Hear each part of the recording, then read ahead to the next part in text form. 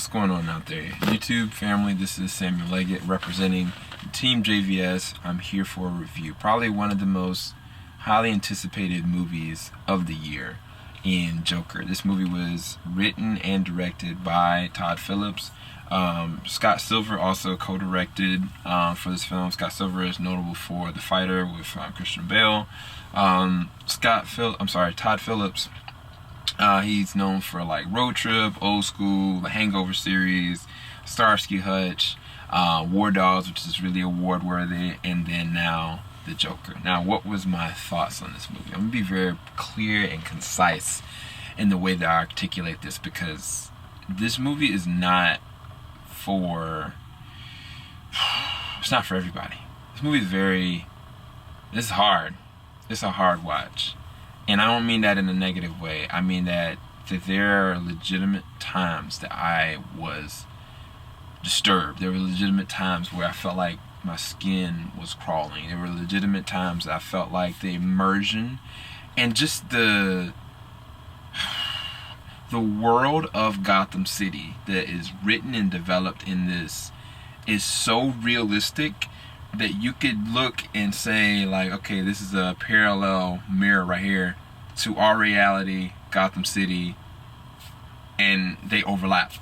And I think that's the most scariest thing about this film that Todd Phillips has been able to push the envelope on, that no other superhero movie has kind of gotten to that place in terms of this kind of emotional impact, and to the detriment also of a lot of people's fear and rightfully so caution with this film. But let's break it down. So from the cinematography is superb. Probably one of the best looking films I've seen all year. The shots, the imagery. There's this one panned out shot that happens in the very beginning when you see the words Joker. That there's this moment where it kind of like pans completely out and envelops right here. Beautiful. The cityscape. Sometimes in the cityscape, it reminds me of what Christopher Nolan did with The Dark Knight on certain levels. In the third act, there's this one scene that I was like, I wish I could tell you guys about it, because it was, I think it might have showed up in one of the trailers, but oh my goodness. There's a couple shots where there's a staircase that happens, and imagery and the elemental atmosphere of it is superb. It's great. The score is amazing. The score is is so vibrant, but yet ill-chilling. Ill-chilling, I think that'd be the best way to define it, because there are some disturbing things that happen in this movie. Is very rated R. I mean, there's cursing, yes. There's not a lot of nudity. There is some sensual, sexual iconography and certain things that are implied, but more so along the lines of gory and violent. And I commend Warner Brothers for not, putting that in the trailers or the TV spots. But at the same exact time, I don't think that these have a place for the TV spots. This is not Deadpool. This is not even like The Purge. Like, the things that happen in this one are grounded in certain atmospheres of reality, because they're taken from a character that your boy Joaquin Phoenix was able to do with this character, Arthur Fleck, is Oscar worthy. It's amazing. Like, from his look, that's just chilling and ill, and like he's lost so much weight, and it's just like, his contortion to his body, his movements, his I can't say too much without spoiling it. All I can say is that what Todd Phillips and Joaquin Phoenix was able to do when it came to the actual Joker's laugh, almost when he laughs, it's almost like it's a pain. It's almost like shackles. Without spoiling anything, literally his laugh is almost like shackles on him when he goes and interacts with other people. Because I don't want to spoil it, because if I do, you're gonna miss the reality and the significance of the laugh in this one. and you don't want to miss it. His performance as Arthur is some of the saddest written and performed works of art I think I've seen in a long time, and equally as disturbing, mortifying, and terrible at the same exact time. Like, the whole entire beginning of the movie, I was like, man, this is messed up. Man, this is messed up. Man, he really needs help. Man, he just really needs help. He really needs somebody there from, like, there's so many things and so many moments that could have been avoided in this one if he really just had help.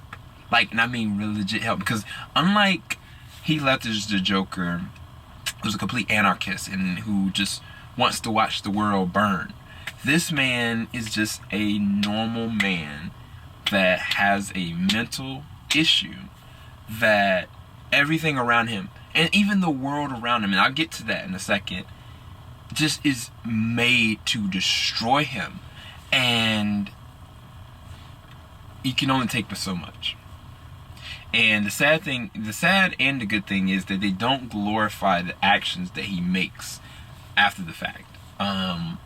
The things that happen, the acts of violence and stuff that happen throughout, like, they don't glorify that, but they don't shun away from it. One of the things I was worried about, in a lot of media, a lot of press were kind of worried about, or kind of hyping up, in my opinion, is that this movie would glorify or exemplify people that wanted to go and incite this kind of violence and do this. But I will say, this is where I have to draw a line, and I'll get into more of this in my part 3 of the video that I did from the other part 1 and part 2, is that the world, again, is so realistic that somebody that is dealing with, like, bullying is one thing, but you dealing with, like, an atmosphere of a world that literally does not look like it's catering to you, and you can miss the mark on what's really happening. Like, if you're focused so much on his performance, or Joaquin Phoenix's performance, and what's happening to him, that's one thing. But the world that's around, and the atmosphere, the background noise, that is the most realistic and scariest, terrifying thing. And that's where I have to draw a line and say, anybody that is under the age of 15 shouldn't see this movie. Anybody that is dealing with, like, I don't even say depression, like, dealing with, like, feeling like being wronged, keep the barrier from your cognitive thought process, and when you're looking and outputting and processing this film, cut that line, because if you're not careful, you'll look at the message of this completely differently, and you don't want to take the negative side of this and what this is perpetuating, not necessarily saying. And I say that because, without spoiling it, there's certain things that happen in the world of Gotham, in the way Arthur is being treated, in the way that he's not getting this, or the way that other people aren't getting that. There's an epicenter to that, and it's clearly defined, but it's not pushed, so to speak. And that's all I'm going to touch on that. But I mean, that's, at the same time, it's one of the most amazing things about the movie. It's one of the most disturbing and terrifying and things that I have to say, keep in caution with that. And if you know somebody that feels wrong, they feel like they've been abused, or feel like maybe they don't need to actually see this. Like, maybe it's not. And I can say that because I felt disturbed. I felt like, man, this is heavy. This is a lot on my heart and on my head. I actually had to legit go and pray. Like, I legit prayed for the people that are going to go see the trailer. I'm sorry, going to see the actual movie, going to actually go and check it out for the remainder duration of this actual release, because I do worry. Although I am a little worried, not because of mimicking situation, but just way people feel on the inside about being wronged. I guess that's the best way of kind of putting it. Now, all across the board, I think everybody's performance was really good. I think Zazie Beetz did a really good job. I think the mom in this one did a really good performance. I mean, everybody did a great job. I would say that Robert De Niro was a very special type of character in this one, as Maury Franklin, the comedy guy, which is interesting. I just started looking at the Kings of Comedy, and the King of Comedy in this, I can see the direct comparison. I can see the direct comparison to, like, Killing Joke, the Taxi Driver. There's homages there throughout. Like, you'll see some interesting Easter eggs.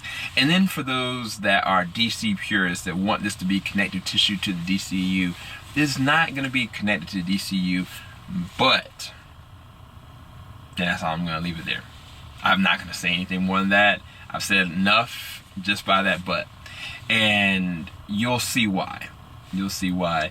But I will add another but to that, that if you really know the Joker, and you really know what he does and how he is, by the second and third act, you're gonna get that Joker. Period. And it's like the transformation, the descent to it, it's just, I wish I could say so much more, but I can't. There's certain things, I can't even talk about the laugh, I can't talk about the why, what's happening, I can't talk about the atmosphere. And then I can't even talk anything about the third and second act, which is some of the most violent, disturbing things I think I've seen. There's one scene that happens inside of Arthur's apartment that's so messed up, so disturbing, but yet adds this moment of just random dark humor that I was like, bro, what am I watching? Like, for real, I felt moments most of the time. Fear, I don't want to say fear, like terror. I think terror would be a better identification. Sadness, and just like empathy, but more so along lines of disturbed. In terms of the story, written by Todd and Scott, I think the story is good. It's just, it's not gonna be for everybody. It really isn't. It really isn't. It's not designed. It's not a happy tale. It's not something that's like, oh wow, there's a bigger metaphor for the preservation of life for this. Like, no, that's not the pinpoint of the story. And that's not to say that the sentence structure of the pacing is wrong. It's none. I'm not saying that. I'm just saying the punchline, which is, as a critic, you receive what you see, you internalize it, and you output what it makes you feel. And this movie made me feel disturbed. This movie made me feel all kinds of emotions. And like, the more I think about it, the more I make sure that I'm going to continue to pray and make sure I continue to output. People don't go and draw this kind of connective tissue there and hold on to it, because you shouldn't. You should let it go. But yeah, I don't want to say too much more. As far as the number rating, I'm going to catch flack for this. I'm going to give it a 10, but if I really could, I wouldn't review the number, period, because this isn't like a superhero movie at all. This is not like even like The Boys, you know what I'm saying, in terms of tone or in terms of exploration of character development. Like, this goes on the borderline of reality, because you are dealing with an actual mentally ill person that has been wronged. There are things that happen to him, and what is the catalyst that puts him to that point, and what happens after the fact. You get to see all that. This movie also has a beginning and an end. There's no post-credit scenes. There's sprinkled things that happen as far as Easter eggs, but there is a clear end to this. Now, the reason why I left that but when I did the 1 to 10 rating and gave it a 10, there are certain things that happened that I was kind of like, what? But anyway, I'm going to leave it at that. I didn't have any, as far as the movie as itself, as a structure and acting, anything like that, it is nothing wrong with this movie, like, at all. It's just the way that you internalize it and what you're trying to say, what the metaphors behind what that could be misconstrued in the worst kind of possible way, and I pray against that. I think that's the best thing I can really say. But anyway, hopefully you guys did enjoy this review. If you guys want me to go into a more in-depth spoiler review, I would be more than willing to do that. I'm probably going to be thinking about this movie for quite some time. I apologize if my review is so long. I didn't mean it to be that. Most likely, I probably won't put like pictures and edits or anything in this. I'm probably just going to keep it as is and just give you guys a decent thumbnail and release it as is. But please, if you can, please subscribe to our channel.